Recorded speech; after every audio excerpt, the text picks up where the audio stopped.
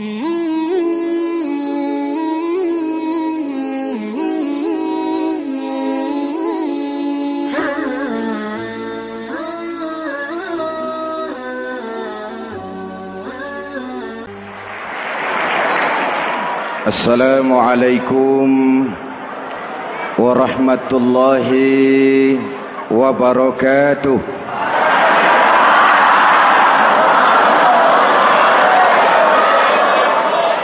Alhamdulillahi rabbil alamin. Wassalatu wassalamu ala asyrafil mursalin Sayyidina wa maulana Muhammadin wa ala alihi wa sahbihi ajmain, amma ba'du. Para ulama yang saya muliakan, hadirin hadirat ma'asyiral muslimin yang saya cintai, banyak kita alami perubahan-perubahan yang terjadi, baik perubahan yang menyangkut sosial budaya, lebih-lebih yang menyangkut sosial politik. Yang tidak banyak mengalami perubahan adalah sosial ekonomi. Bahkan angka kemiskinan kita naik menjadi 3/5 dari total penduduk kita hidup di bawah garis kemiskinan, dan 20% diantaranya miskin mutlak. Perubahan-perubahan yang terjadi menyadarkan kita kepada kebenaran Al-Quran ketika Allah menyatakan wa tilkal ayyamu nudawiluha bainan nas. Hari itu kami putar di antara manusia. Ada saat datang, ada waktu pergi. Ada hari lahir, ada saat kembali, ada waktu dilantik, ada saat menyerahkan jabatan. Hari kami putar di antara manusia dan hidup cuma sekadar menunggu giliran. Soalnya kemudian di tengah perubahan-perubahan yang terjadi begitu cepat, what must we do now?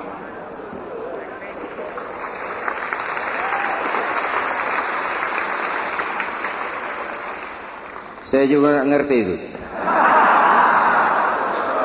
Yang penting kan penampilan. Saudara-saudara kaum muslimin di seluruh tanah air, jadi pemimpin adalah pelayan bagi orang yang dipimpinnya. Okelah, perbaikan ekonomi, pembukaan lapangan kerja baru kita serahkan kepada pemerintah, karena kita percaya mereka orang-orang terpilih belaka yang dipilih dengan kepercayaan akan mampu membawa rakyat keluar dari kesulitan. Amin. Tugas kita sekarang di zaman susah meluruskan akidah. Jangan sampai mbah dukun yang naik ke permukaan. Betul? Islam misinya yang pertama membebaskan manusia dari kemusyrikan. 13 tahun Rasul berjuang di Mekah, menanamkan akidah, meluruskan keyakinan, membentuk iman. 13 tahun membebaskan manusia dari belenggu kemusyrikan. 13 tahun menanamkan la ilaha illallah Muhammadur Rasul dengan seluruh konsekuensinya. Kalau saya yakin tidak ada Tuhan selain Allah, saya tidak akan minta tolong kecuali hanya kepada Allah. Saya tidak akan pernah takut kecuali hanya kepada Allah. Saya tidak akan menggantungkan hidup kecuali hanya kepada Allah. Saya tidak akan minta rizki kecuali hanya kepada Allah. Saya tidak akan melarikan persoalan kecuali hanya kepada Allah. Kalau konsekuen dengan keyakinan ini, mbah dukun nggak dapat tempat.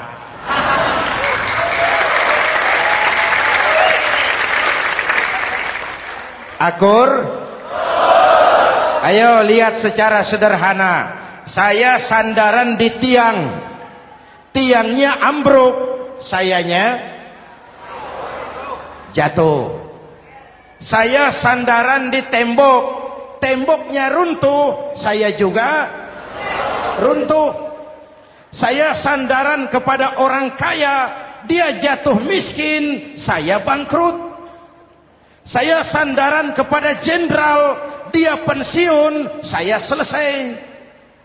Tapi kalau saya sandaran hanya kepada Allah, Allah tidak akan pernah miskin, Allah tidak akan pernah lumpuh, Allah tidak akan pernah terpuruk, dan Allah tidak akan pernah berkurang kekuasaannya.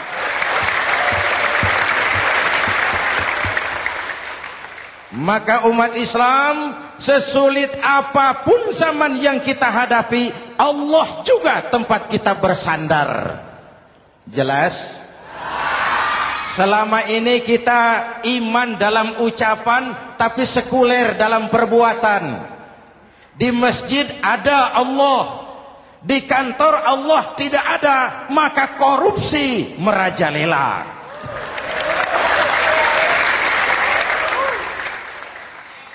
Di masjid ada Allah, di pasar Allah tidak ada, maka timbangan tetap curang. Kita iman dalam ucapan, tapi sekuler dalam perbuatan. Oleh karena itu, sesulit apapun zaman yang kita hadapi, iman jugalah pegangan kita. Allah juga tempat kita bersandar. Boleh zaman berubah, akidah jangan sampai goyah. Karena iman kita hidup, untuk iman kita berjuang, dan dalam iman kita ingin kembali menghadap Allah Subhanahu. Selama ini manusia Indonesia kita lebih banyak diisi otaknya, hati sering kosong, agama dangkal, akidah rapuh, moral rendah. Memang kemudian muncul banyak orang-orang pintar, cuma sayang tidak benar. Indonesia kita bangkrut, Indonesia kita terpuruk, Indonesia kita sakit parah kalau diurus orang yang cuma pintar tapi tidak benar. Kita perlu orang-orang pintar, tapi kita lebih perlu orang benar. Jelas? Kalau cuma pintar tapi tidak benar, itu yang sering saya sampaikan, nanti disuruh ngurus beras malah nimbun beras.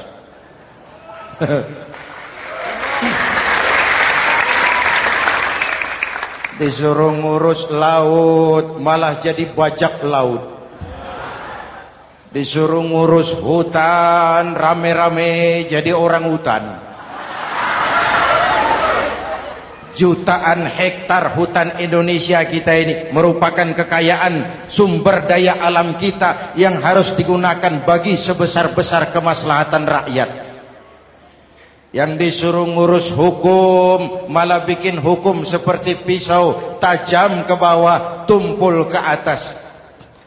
Jangan heran lalu di masyarakat muncul street justice, pengadilan jalanan, sebagai refleksi dari ketidakpuasan melihat sikap hukum yang sangat berpihak.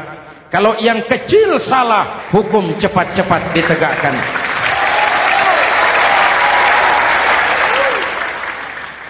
Lihat saja sekarang ini kalau orang terkenal banyak uang punya masalah, antri yang bela. Betul? Tapi saudara lihat si Marsinah di Jawa Timur, si Sengkon dan Karta di Jawa Barat, si Udin Bernas wartawan Jogja terseok-seok mencari keadilan, sampai hari ini urusannya masih remeng-remeng. Kenapa bisa begitu? Jawabannya sederhana, tidak ada fulus. Ada fulus mulus, tidak ada fulus manfus. Betul? Jangan sampai para penegak hukum kita terjebak pada lagu baru, maju tak gentar, membela yang bayar. Biar bertentangan dengan nurani, biar bertentangan dengan public opini, biar bertentangan dengan rasa keadilan. Siapa yang bayar, itulah majikan. Mau benar atau salah, belain terus. Kalau seperti inilah hukum kita, mafioso keadilan akan tetap gentayangan. Hadirin yang saya hormati, 13 tahun beliau berjuang di Mekah, meluruskan keyakinan, memantapkan akidah, meneguhkan iman. Dari situ segalanya dimulai, dan ke situ segalanya akan menuju. Intan paling mahal, mutiara paling berharga, tidak lain adalah nilai-nilai keimanan. Kalau itu sudah tergadai, apalagi yang bisa kita banggakan dalam kehidupan ini? Kita merasa harta kita berharga, belum ada artinya ketimbang iman. Kedudukan kita punya nilai pun belum ada artinya ketimbang dengan nilai-nilai keimanan. Itu intan paling mahal, itu mutiara paling berharga. Harta baru ada manfaatnya kalau dilandasi dengan iman. Jabatan dan kedudukan baru terasa gunanya kalau dilandasi dengan keimanan. Kalau jabatan lepas dari iman, yang akan lahir Fir'aun baru. Jelas? Kalau harta terlepas dari iman, yang akan muncul adalah konglomerat Korun.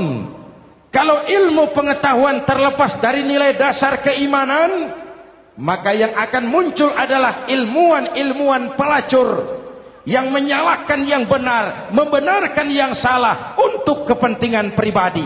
Dan kondisi seperti itu tidak akan membuat kita makin sehat.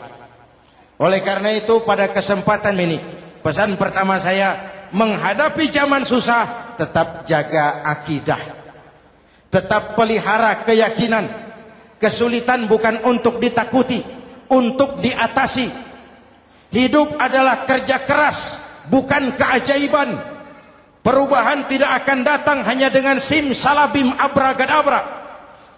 Perubahan tidak akan muncul hanya dengan berandai-andai. Perubahan tidak akan turun dari langit seperti turunnya embun di waktu malam. Perubahan adalah kerja keras. Sehingga Al-Quran membimbing kita, innallaha la yughayyiru ma biqaumin hatta yughayyiru ma bi anfusihim. Allah tidak akan mengubah keadaan suatu bangsa kalau mereka tidak mau mengubah apa yang ada di dalam diri mereka. Yang ada di dalam diri itu rule of thinking, state of mind, cara kita berpikir, cara kita memandang kehidupan, cara kita mengatasi persoalan. Hadirin yang saya hormati, inilah iman. Berangkat dari ini kita menyadari, ini ujian buat kita rakyat. Dan kita rakyat Indonesia ini kalau sama susah sih sudah kenyang. Ya Pak? Ya Pak? Kita ini sebagai bangsa mengalami apa yang disebut oleh Bung Karno up and down. Naik, turun, timbul, tenggelam, pasang, surut. 350 tahun dijajah oleh Belanda, kita susah. Berangkat Belanda, masuk Jepang, susah lagi. Pergi Jepang, datang nikah, susah lagi. Lalu kita merdeka, dirongrong oleh berbagai pemberontakan, susah lagi. Makan bulgur, antri minyak. Lalu PKI berontak, susah lagi. Muncul orde baru, lama-lama susah lagi. Orde baru selesai, naik reformasi, mulai repot nasi, susah lagi.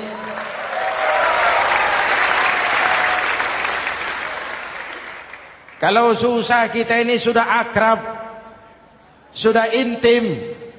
Mestinya kalau sudah susah seperti itu, jangan salah sikap menyikapi kesusahan. Jangan sampai kita potong kompas, ambil jalan pintas, terjebak menghalalkan segala cara. Itu tidak akan menguntungkan.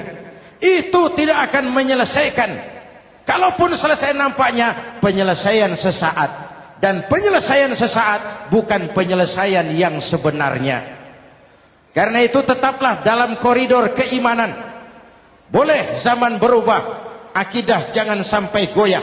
Silahkan masa berganti, tapi keyakinan jangan mati. Sekali la ilaha illallah, sampai tetes darah paling penghabisan, tetap la ilaha illallah. Sanggup? 3 orang. Sanggup? 21. Sanggup? Kalau sanggup kita harus konsekuen. Saudara-saudara di seluruh tanah air, misi yang kedua dari Islam setelah membebaskan manusia dari kemusyrikan, membebaskan manusia dari ras diskriminasi, mengikat manusia dengan tali akidah. Sebelum Islam datang, manusia dibedakan oleh warna kulit, manusia dibedakan oleh faktor keturunan, manusia dibedakan oleh faktor harta dan benda. Adalah Rasul yang mengajarkan, innallaha la yanzuru ila suwarikum wala ila amwalikum walakin yanzuru ila qulubikum wa a'malikum. Allah tidak melihat potonganmu, Allah tidak melihat hartamu. Yang Allah lihat itu adalah hatimu dan amal perbuatanmu.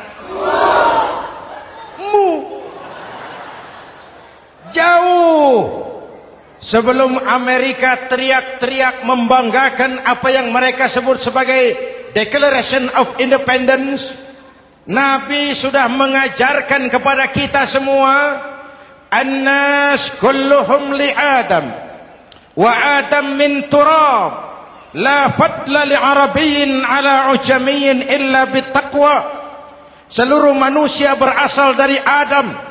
Adam diciptakan dari tanah.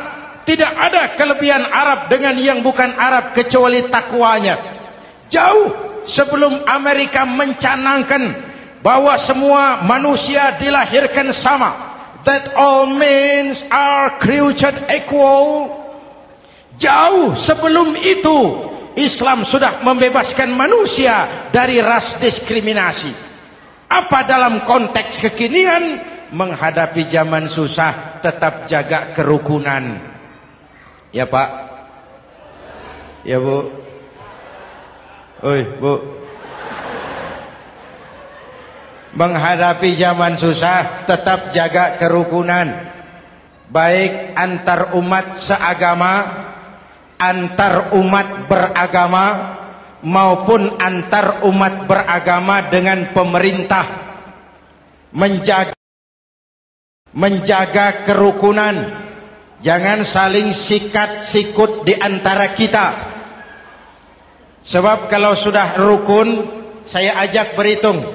1 ditambah 1 sama dengan, itu matematika namanya. Hasilnya pasti. Tapi angka sosial hasilnya aneh.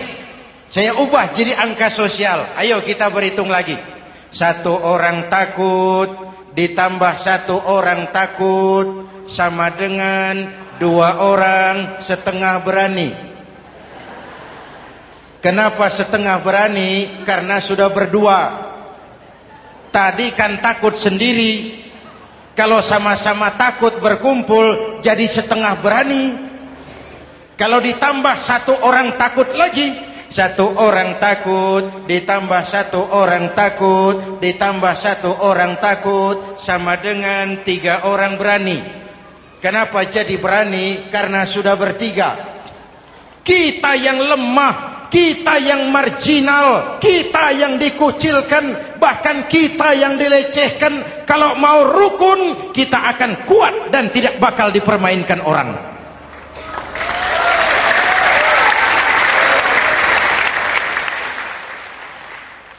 Tapi kalau rukunnya yang satu mau menikam yang lain, saya ajak berhitung lagi. Yuk berhitung yuk.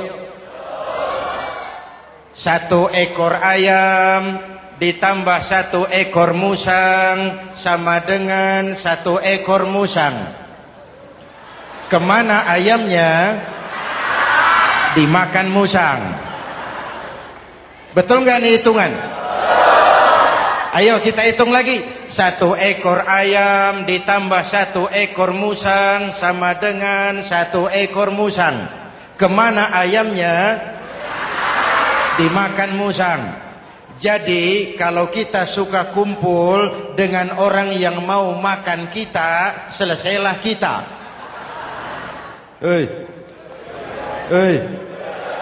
Maka kalau merasa kita ini ayam, yuk kumpul sama-sama ayam, pulang ke kandang ayam. Kalau ada ayam kumpul ke kandang musang, itu namanya ayam minum bego. Karena sejak zaman penjajahan, pesantren sudah terbukti memberikan kontribusi bagi perjuangan memerdekakan rakyat Indonesia. Rukun antar umat seagama. Yang kedua, rukun antar umat beragama. Islam ini rahmatan lil alamin. Jangankan manusia walaupun berbeda agama, binatang saja dihormati. Ada hadis, fa iza zabahtum fa ahsinuz zibhata. Kalau kamu menyembelih hewan, sembelihlah dengan cara yang terbaik. Jangan menyembelih ayam dengan pisau tumpul. Itu namanya tidak berperi kebinatangan. Yang kecil lagi, saudara buka babul istinja. Makruh buang air kecil di tanah yang berlubang. Sebab apa? Pertama, menjaga kesehatan. Siapa tahu di lubang yang saudara buang air kecil itu ada gas beracun. Kalau tidak, melindungi binatang yang ada di dalam lubang. Siapa tahu di lubang yang saudara buang air kecil itu ada semut sedang rapat membahas terorisme. Apa dosanya lalu mati dikencingi? Ini namanya rahmatan lis semut. Binatang saja dilindungi. Maka perbedaan agama tidak harus menyebabkan kita bertolak belakang. Perbedaan agama bukan alasan untuk saling bermusuhan. Apalagi kita sudah menyadari tentang kemajemukan kita, tentang kebinekaan kita, tentang keragaman kita. Rukun antar umat beragama. Saling menghormati, saling menghargai, tapi tetap dalam batas lakum dinukum. Lalu rukun antar umat beragama dengan pemerintah. Hadirin yang saya hormati, yang benar kita dukung, yang salah kita perbaiki dan kita tegur menurut cara-cara yang diajarkan oleh agama kita. Dan sholat berjamaah, pendidikan bernegara yang paling bagus. Tadi kita sholat ada imam, ada makmum, betul? Makmum wajib ikut imam kalau imam benar sholatnya. Rakyat wajib ikut pemimpin kalau pemimpin benar mimpinnya. Masyarakat Islam ini loyal. Masyarakat Islam ini bukan pemberontak. Masyarakat Islam ini taat dan setia. Kapan? Kalau imamnya benar. Imam takbir, makmum. Imam ruku, makmum. Imam i'tidal, makmum i'tidal. Imam sujud, makmum. Tapi kalau imam keliru, mestinya imam ruku malah sujud. Salah imam ini. Tegur. Siapa yang wajib negur? Makmum yang sop terdepan. Anggota DPR.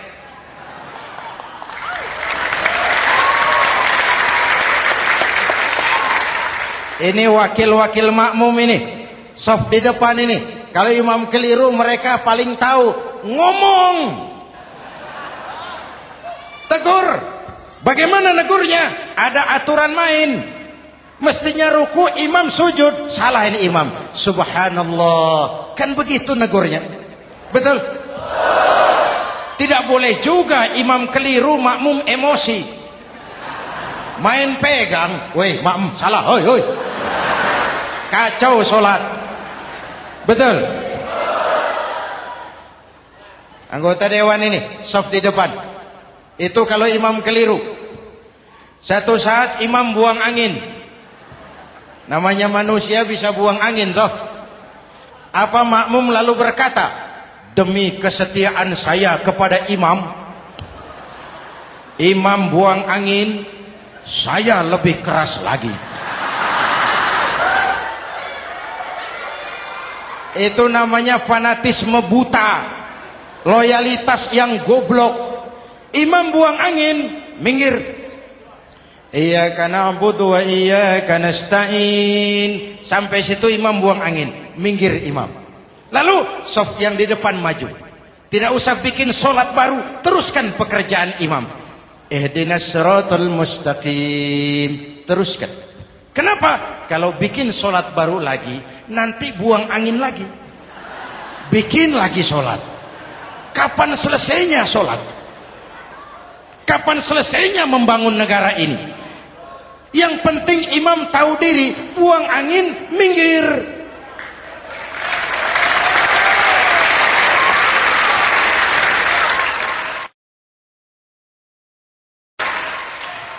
Ini kacaunya sholat berjamaah kita sekarang. Kacaunya negeri kita sekarang. Banyak imam sudah buang angin, gengsi. Diam aja merasa nggak punya salah. Dikasih tahu sama makmum, imam tadi buang angin ya, malah jawab sedikit. Apa kalau sedikit lalu tidak batal sholat itu? Mekanisme kehidupan sosial yang diatur lewat tuntunan sholat berjamaah. Sehingga Nabi berpesan, kun imaman muta'an au ma'muman muti'an fala takun thalisan jazu'a. Kalau jadi pemimpin, jadilah pemimpin yang ditaati. Kalau jadi makmum, jadilah makmum yang mentaati. Jangan jadi golongan ketiga pemecah belah. Di depan tidak jalan, di belakang takut, ditaruh yang di tengah, di depan didorong, yang belakang ditendang. Ini namanya biang kerok. Saudara-saudara, dari uraian singkat ini saya ambil beberapa catatan pokok.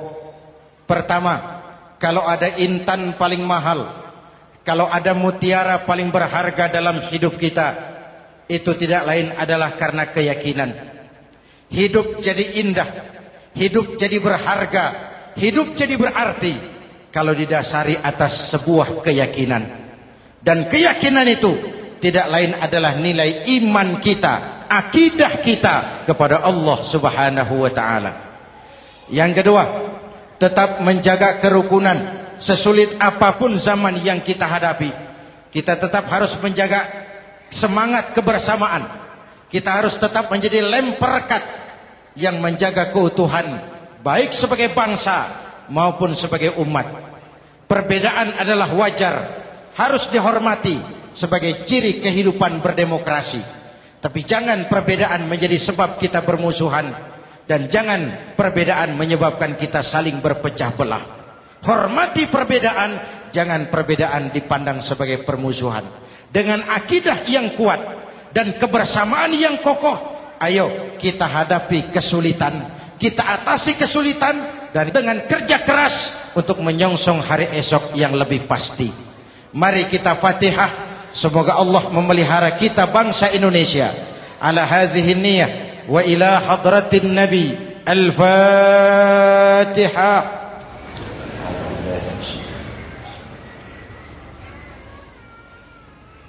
Iyyaka na'budu wa iyyaka nasta'in. Ihdinas siratal mustaqim. Siratal ladzina an'amta 'alaihim.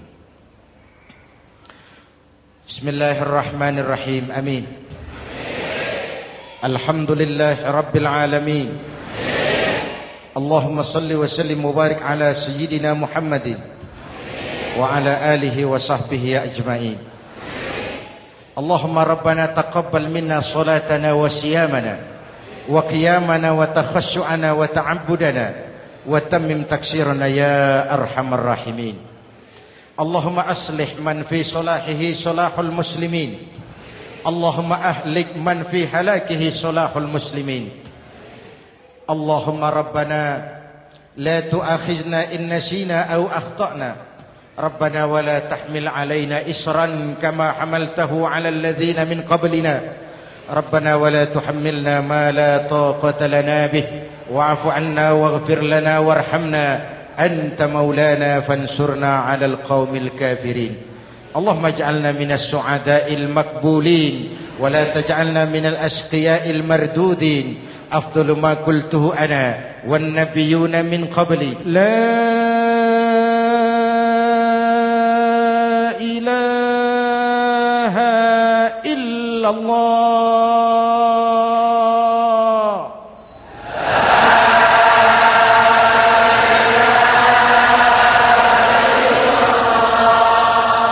لا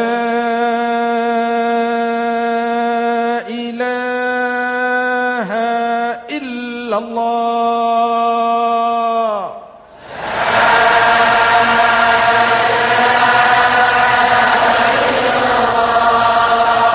محمد رسول الله.